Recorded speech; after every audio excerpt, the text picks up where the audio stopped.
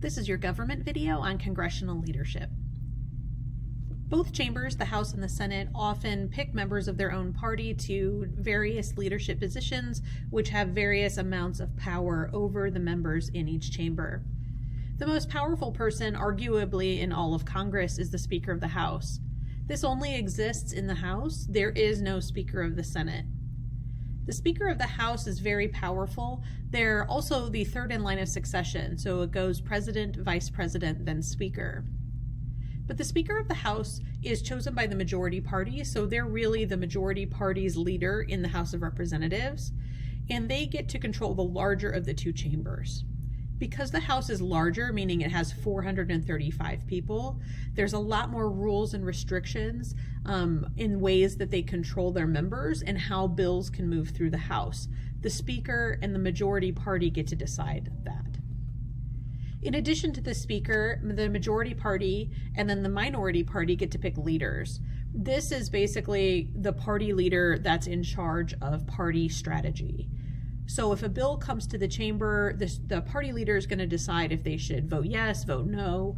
Maybe they decide they want to amend it before they pass it. Maybe they have a strategy for the committee. They want to pigeonhole it in committee and not have it move to the whole chamber. In addition to the majority and minority leaders, each party also elects a majority and minority party whip. Now, the majority leaders and majority whips and minority leaders and minority whips are also leadership positions in the Senate as well as the House. The minority party and majority party whips are basically people who are in charge of whipping the votes. So if the party leader decides that they want to amend the bill and then pass it, it is the whip's job to go out and whip up those votes. They want to keep all of the members of their party voting together. Remember, if the majority party always votes on the same side, they will win every single vote in committee, subcommittee, and in the entire chamber. But the minority party wants a couple of the people from the majority to flip sides and vote with them. So the whip and the party leaders are trying to keep the party members on task with what the party wants. Our members of the House and Senate are not required to vote with their party. They are allowed to vote their conscience. And that is why they elect these party leaders whose main goal is to try to keep everybody voting how the party wants them to. Also, leadership roles are committee chairpersons. So every single committee has a chairperson from the majority party, and then every committee has multiple subcommittees which also have chairpersons.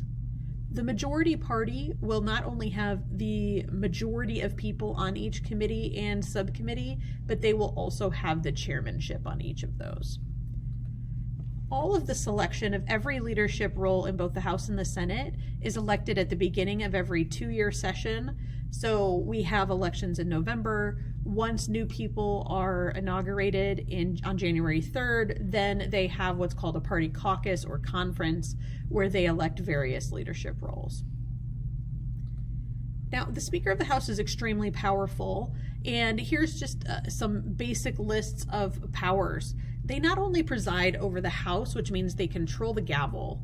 They tell people what's coming up next, which bills are going to be debated on which days, how long they're debated. But they also get to appoint members of their own party to each committee.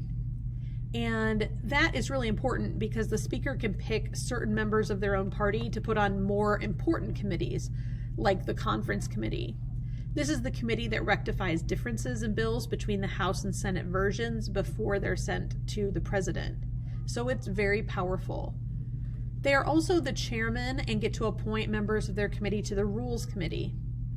Because the House of Representatives is so much larger, they have to restrict people and debate in the House of Representatives, and that's what the Rules Committee does.